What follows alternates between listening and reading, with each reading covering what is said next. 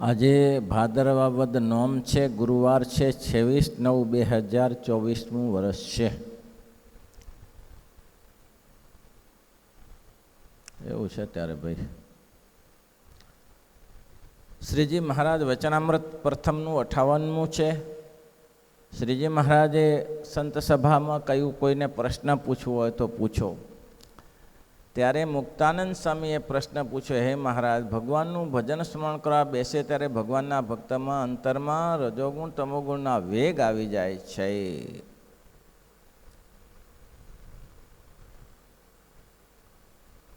તે ભજન સ્મરણનું સુખ આવતું નથી. આગળ કહ્યું એટલામાં તો ભગત ભગવાન એ ભજનનો દઢાવ રહેતો નથી. હે કયું વચનામૃત છે? 55માં વચનામૃતમાં આ જ પ્રશ્ન છે, પણ બીજી રીતે કયો છે. ભજન સ્મરણનો એક સરખો દઢાવ કેમ રહેતો નથી? ત્યારે મહારાજે બીજી રીતે ઉત્તર આપ્યો. પણ અહીં તો બહુ સરસ ઉત્તર આપ્યો છે મહારાજે, બહુ સુંદર છે. મુક્તાનંદ સ્વામી કે જ્યારે ભજન સ્મરણ કરવા બેસીએ છીએ ત્યારે આમ તો વાંધો નથી આવતો.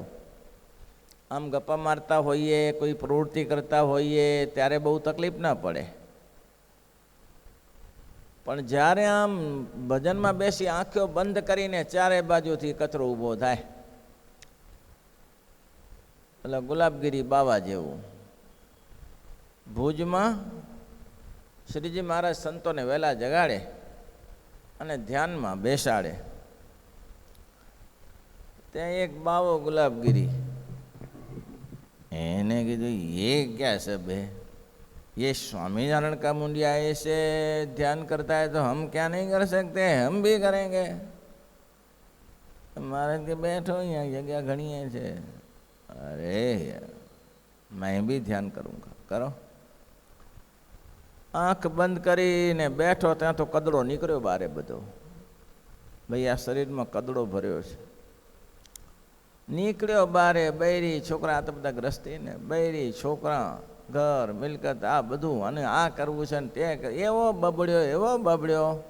ये साला पाखन क्या है, ढोंग क्या है, धतिंग क्या है, તું બેસને પણ તને કોણ ના પાડે. ભાગ્યો ત્યાંથી. ધ્યાન કરું. કર ધ્યાન મહારાજ કે. ધ્યાન કરવા આવ્યું. ભક્તજનો, માનસીના ઠેકાણા ના પડે તો ધ્યાનનું ઠેકાણું ક્યાંથી પડે ગયો? પહેલી તો 5 વાર માનસીની પ્રેક્ટિસ કરવી, કે માનસી રહી જતી નથી ને, આ એક નાનું ધ્યાન છે. પછી એમાંથી આદત પડે ધ્યાન કરવાની. પહેલાં 10 મિનિટ 15 મિનિટ માનસીમાં ના બેસી શકીએ તો ધ્યાનમાં ક્યાંથી બેસાય કલાક અડધી કલાક? એટલે મહારાજ કે આ રજોગુણ તમોગુણના વેગ ભેગા ભળે છે. શ્રીજી મહારાજ કે સ્વામી, એના કારણ એક નથી, 3 છે. એક તો દેહ છે, એક તો દેહનો કુસંગ છે, એક દેહ છે, બીજો કુસંગ છે, અને ત્રીજો પૂર્વ સંસ્કાર છે. અને એક વસ્તુ તમે ધ્યાન રાખજો, અહીંયા સરસ મજાનું હોલ છે, ભગવાનનું મંદિર છે. અહીંયા ક્યાંક ગટર ગંદાતી હોય તો બેસવાની મજા ના આવે. આવે?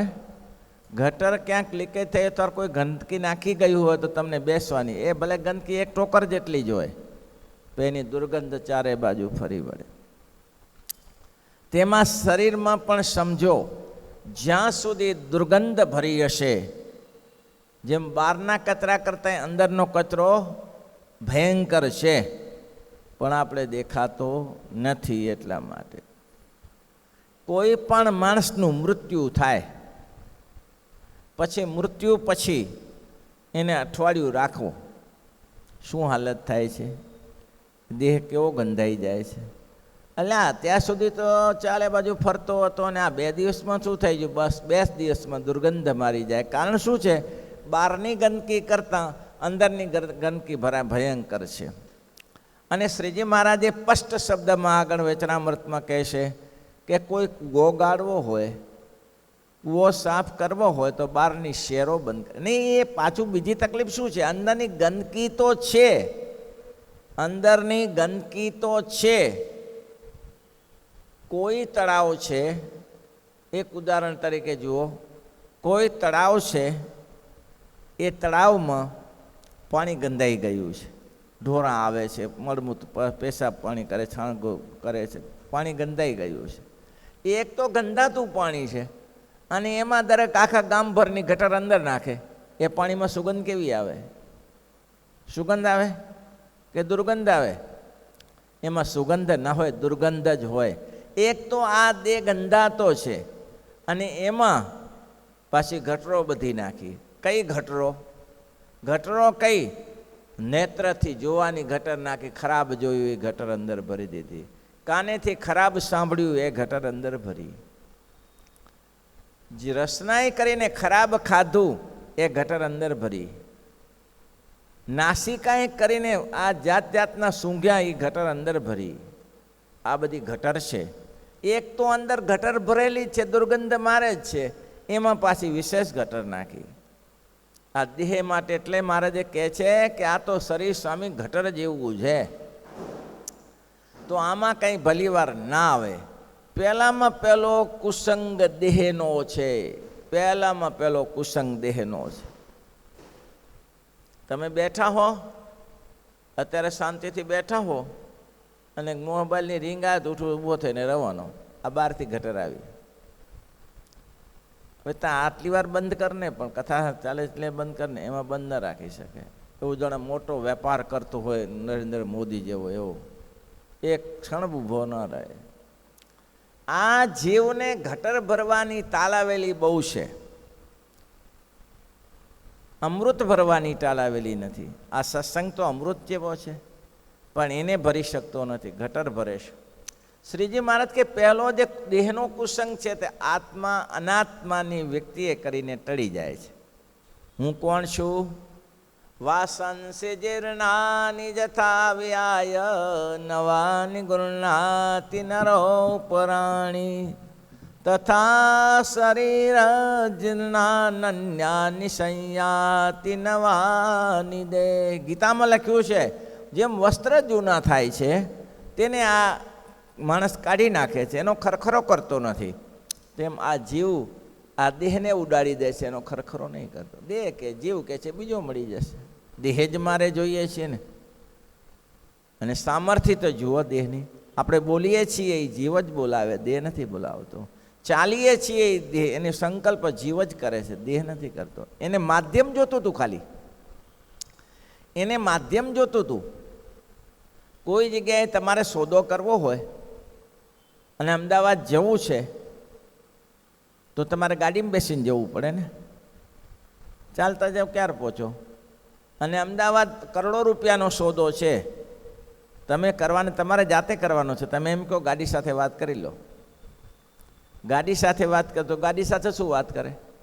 ભલે 5 કરોડની કાર હોય, શેઠીઓ સામે શું એની સાથે વાત કરશે? આ બોડી ગમે એટલી સુંદર લાગતી હોય પણ સાધન જ છે, સાધન છે, એમાં બે મત નથી. આ બોડી છે, જીવને અહીંથી અહીં હલાવવાનું એક સાધન છે. અને એ જીવ જેને આ બોડી છોડી દેશો તો બીજી બોડી પકડી લેશે. એ તો કહે છે ગમે તેમ આપણે કંઈ ગાડીઓ કંઈ એકને એક રાખીએ છીએ. આપણે એક ગાડી લીધી ને આપણે એમ થાય કે આ જૂની થઈ જાય તો બીજી લઈ લઈએ. જો આપણે ગાડીઓ બીજી લઈ લેતા હોઈએ, આપણે કપડાં બીજા લઈ લેતા હોઈએ, તો જીવ વસ્ત્ર બીજા કેમ? જીવ કેમ પોતાના વસ્ત્ર ના બદલાવે? એ પોતાનો ડ્રેસ બદલાવી શકે છે. એને એમ થાય કે હવે આમાં મજા નથી, બીજામાં ફસી જાય. આટલી વાર મળ પડ મળતું એને, એ જીવ જ નીકળી જાય છે ને. બાકી દેહ તો પડ્યો જ રહેશે. હાંચવી રાખો ને, દેહને હાંચવો તો હાંચવો, હાંચવીને શું કરશું? એટલે મહારાજ કે પહેલામાં પહેલો કુસંગ તો દેહ છે. અને એની પાસેથી ગાડી લીધી ફોર્ચ્યુનર, અને એની પાસે કામ ન કર્યું. પેલા નારણપુરાના એક કાકા જેવું, વર્ષો પહેલાંની વાત કરું, જાણીતા હતા. એનો છોકરો આફ્રિકા રહેતો હતો અને એને એમ થયું કે પપ્પાને માટે સારામાં સારી ગાડી આપું, સારામાં સારી ગાડી. તે દિવસે 20 લાખની ગાડી લાવ્યો અને આફ્રિકાથી ચલાવતો લાવ્યો, પ્રેમ પપ્પાને માટે. આફ્રિકાથી ચલાવતો કંઈક નાવમાં બેસવું પડ્યું, રસ્તો છે, ચલાવતો આવ્યો, 18 દિવસે પહોંચ્યો અને બાપાને ગાડીની ચાવી આપીને કહ્યું કે બાપા લ્યો આ ગાડી, અને 20 લાખ રૂપિયા આપ્યા કે બાપા તમારે જ્યાં જવું હોય ને તે મંદિરે જાઓ છો ને દરરોજ દર્શન કરવા ભુજ જજો. અને ગાડી લઈને આ ડ્રાઈવરને 20 લાખ રૂપિયા, તે દિવસે 20 લાખ રૂપિયા કેટલો બધો, આજથી 35, 40, 50 વર્ષ પહેલાં 20 લાખ રૂપિયા મૂક્યો. તો હા કે સારું. હવે છોકરો તેની સમયસર ચાલ્યો ગયો, ગાડી મૂકી ગેરેજમાં. દાદા ત્યાંથી નારણપુરાથી 22 કિલોમીટર જેવું થાય ભુજ દર્શન કરવા માટે, પગે ચાલીને જાય, ગાડી ના કાઢે કોઈ દિવસ, ગાડી કોઈ ના કાઢે, કોઈ દિવસ ના કાઢે. હવે આ 5 વર્ષે છોકરો આવ્યો, ગાડી અંદર એમને એમ પડી, લોક બંધ પડી રહી. બોલો કેટલું કામ થઈ ગયું ગાડીનું, શું કામ કર્યું? કીધું કે ડ્રાઈવરને પૈસા આપીને શું કામ છે? ત્યારે આપણે ચાલતા ના પહોંચી જવાય, અહીં જવાય ચાલતા, શરીર કસરત થાય, ગાડીનો ઉપયોગ ના કર્યો. બેંકવાળાએ એક દિવસ કીધું કે કાકા આ 20 લાખ રૂપિયા મૂકી ગયા છો તે વાપરશો ક્યારે?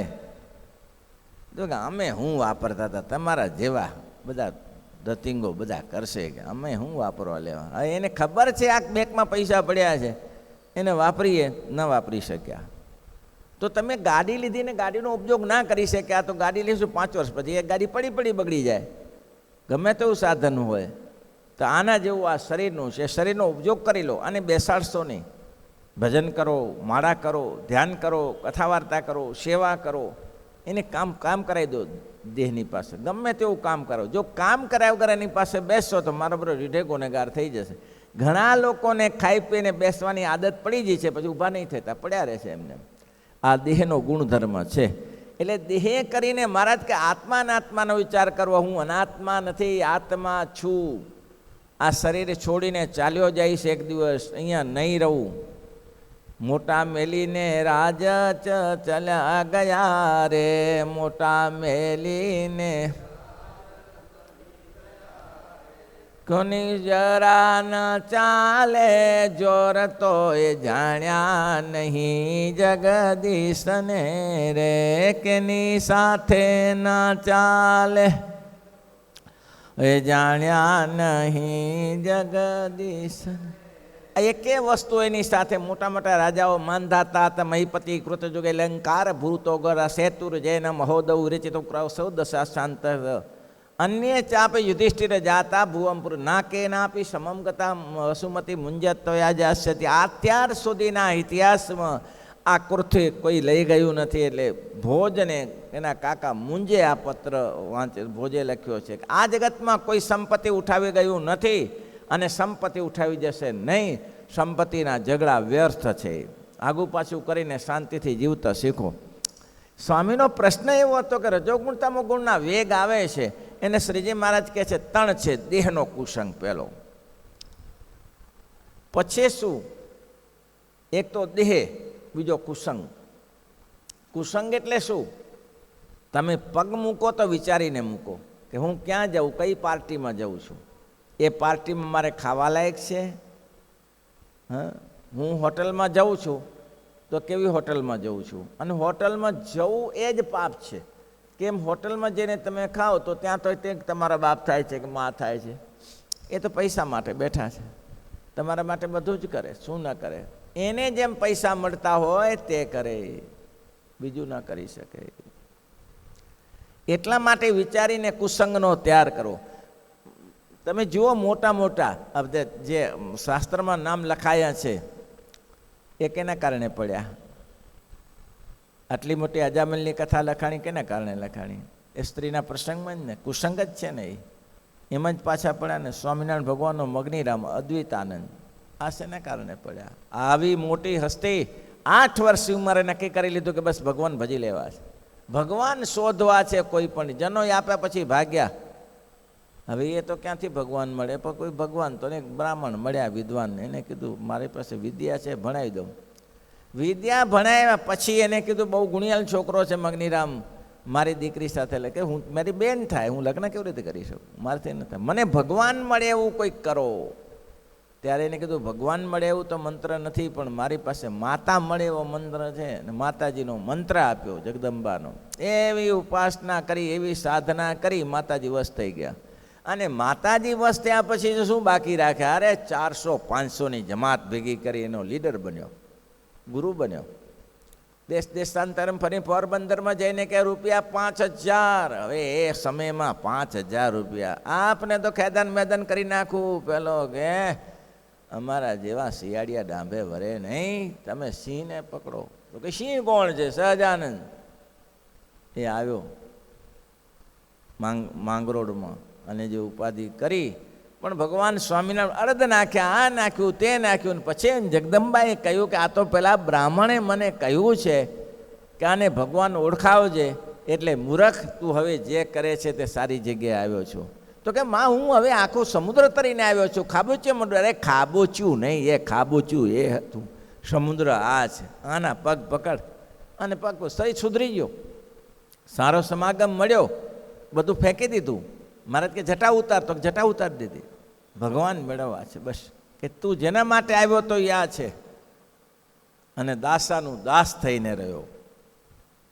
દેવીવાળા મગનીરામ અદ્વૈત આનંદ બન્યા અને દાસાનું દાસ થઈને જી હા કરીને કોઈ ગમે તેવું અપમાન કરે, ભગવાન મેળવવા છે. સંગ કુસંગ એટલે મુક્તાન સ્વામી કહે છે દુર્જનના સંગથી દૂર રહીએ, દુર્જનના સંગથી હે હરિજનનો અવગુણ નવ લઈએ, હરિજનનો હે હરિજનનો અવગુણ નવ લઈએ, હરિજનનો અવગુણ નવ.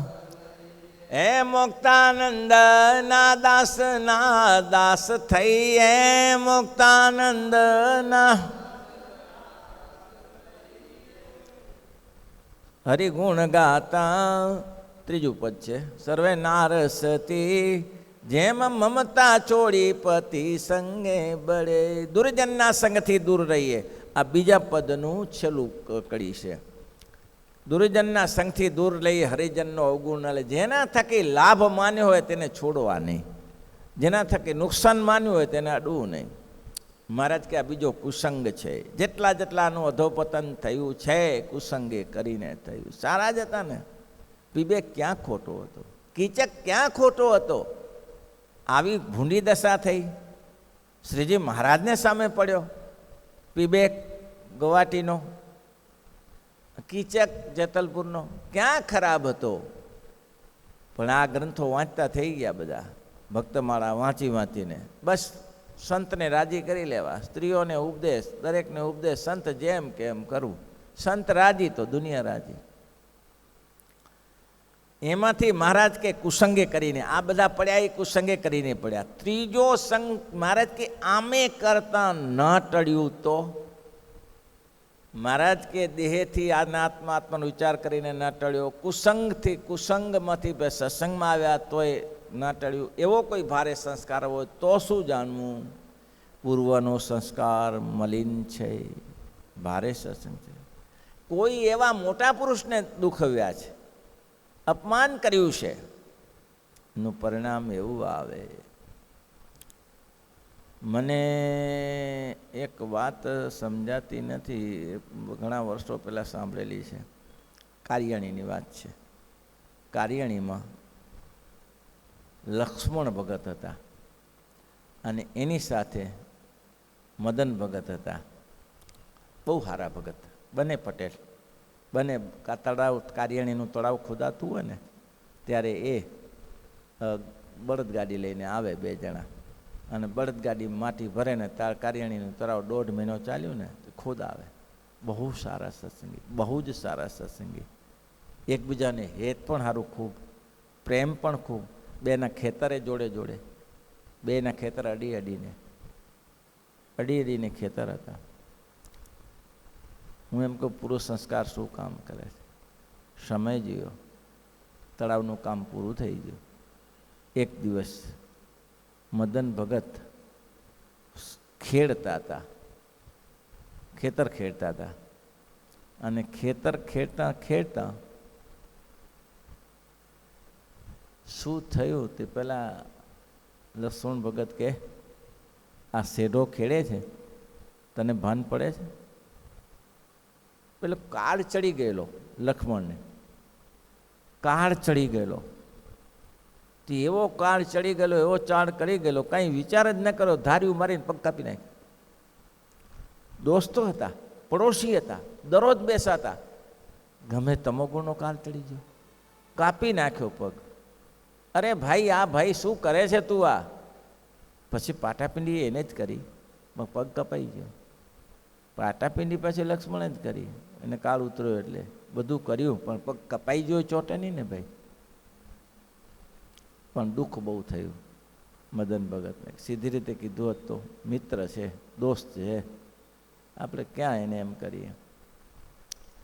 થોડા દિવસમાં લક્ષ્મણનું મૃત્યુ થયું જુવાની અવસ્થામાં, અને એ ગઢપુરમાં ગાયના વાસરા તરીકે મંદિરમાં જન્મ્યો, અને પછી મોટો થયો એટલે બળદને ખેતી કરાવે, ખેતીમાં ચાલ્યા કરે.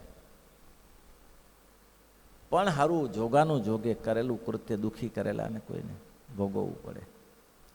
બહુ સારો બળદિયો, ઈશારે કામ કરે, ઈશારે કામ કરે, અને અનેરી ખેતી કરે, અને ચોધાર નેત્રે રડ્યા કરે, ચોધાર નેત્રે રડ્યા કરે. શ્રીજી મહારાજે એક ફેરા કહ્યું કે આ બળદિયો આટલું બધું કેમ રડે? ત્યારે ત્યાં બેચર ચાવડા, બેચર ભાઈ કરીને હતા, એને કહ્યું કે મહારાજ ખબર નહીં, બહુ સારો બળદિયો છે, બળદિયો બહુ સારો છે, ગુણિયલ છે, પણ રડ્યા કરે છે. ઘણીવાર તો રડતા રડતા ઘાસ પણ ખાતો નથી, આવી હાલત છે. એમાં ઓછામાં પૂરું પગ કાબ ઉડાડી દીધો ને પેલાનો, ઓછામાં પૂરું એક દિવસ કંઈક સાતી આડ્યોરી ભગતથી થઈ અને પગ લંગડાઈ ગયો, પગમાં લાગી ગઈ. જે પહેલાનો પગ તોડ્યો હતો ને એ પગમાં લાગી ગઈ. હવે લંગડાઈ ગયો, હવે વિશેષ રડવા લાગ્યો કે હું બીજું તો કાંઈ ના કરી શક્યો, પણ આ સેવાય ના કરી શક્યો, બેઠો રહે. પછી સ્વામિનારાયણ ભગવાને એક દિવસ કહ્યું, બેચર, તો કે હા, આ બળદિયાને મંદિરમાં મૂકી દે, હવે કંઈ કામ કરી શકે એવો રહ્યો નથી, મંદિરમાં બેસે, સંતોને અઠવાડું હોય ખાશે, મંદિરમાં બેસી રહેશે. પછી એને ધીમે ધીમે મંદિરમાં લાયા, અત્યારે ગઢપુરનું મંદિર છે એમાં. બસ જ્યારે સંતોની કથા બેસે લીંબ વૃક્ષ, ત્યારે સાંજ જોડે બેસી જાય, થોડો દૂર બેસી જાય આગળ, અને એકાગ્ર ચિત્તથી કથા સાંભળે. પછી એક દિવસ મદન ભગત આવ્યા, એટલે મહારાજે કહ્યું, શ્રીજી મહારાજ પણ હાથ ફેરવતા, આમ તો જીવાત્મા તો ભગવાનનો ભક્ત હતા, કાળ ચડીને ભલે ગમે તે થયું. ચોધાર ને શ્રીજી મહારાજે પછી એના ઉપર હાથ ફેરવ્યો ને ચોધાર નેત્રે રડ્યો, ચોધાર નેત્રે. પછી મુક્તાનંદ સ્વામી કે કોઈકે પૂછ્યું કે મહારાજ આ કોઈ દૈવી જીવ છે, આ કોઈ જીવ દેવી છે, આટલું રડે છે કેમ? ત્યારે શ્રીજી મહારાજે પેલા મદન ભગત આવેલા ને એને કહ્યું કે લક્ષ્મણને ઓળખતા હતા, મારો દોસ્ત હો, જીગરજાન દોસ્ત, એક ઘડીએ દૂર થતા ન હતા. એને કંઈ તમારું અહિત કર્યું? અહિત તો શું કરે, પણ મહારાજ મારો પગ કાપી નાખ્યો ગાયે ગાયે, પછી પાટાપિંડીએ કરી, પણ કપાઈ ગયો તો પાછો ના આવે. મહારાજ કે આ લક્ષ્મણ છે. હે મહારાજ, પણ બહુ રીબાય છે, બહુ દુઃખી થાય છે. મહારાજ કે હવે દુઃખ જે થયું એ તો ભોગવવું પડશે, પૂર્વમાં કર્યું, હવે તમે ના. મહારાજ કે મદન ભગતને કહ્યું કે તમે હાથ ફેરવો અને તમે આશીર્વાદ આપો કે ભૂલ મારી ક્ષમા, તારી ભૂલ કરી ક્ષમા. પછી એને કાન પાસે જઈ અને કહ્યું કે તમે જે ભૂલ કરી તેને હું ભૂલ માનતો નથી, હું ક્ષમા આપું છું. એ જ ઘડીએ બળદિયો મરી ગયો, એ જ ઘડીએ બળદિયો મરી ગયો. આ પૂર્વ સંસ્કાર માટે, કરેલા કર્મ માટે આ દ્રષ્ટાંત ઉત્તમ છે. કોઈ પણ વ્યક્તિને એટલું ધ્યાન રાખજો, કરેલું વિચારીને કરો, જે કરો એ વિચારીને કરો, કોઈને દુઃખ લગાડીને ના કરો. આ 3 પ્રશ્ન પૂછ્યા છે, દેહે, કુસંગ અને પૂર્વ સંસ્કાર. અને મારે કે પૂર્વ સંસ્કારનું હોય કોઈ દિવસ ન ટળે. પૂર્વ સંસ્કારનું હોય તો ટળે નહીં. તો કેમ ટળે? તો કોઈ મોટા પુરુષનો સમાગમ થાય તો જ ટળે, તે સિવાય ઉપાય નહીં. એ કાલે વાત. શ્રીપતિમ શ્રીધરમ સર્વદેવેશ્વર.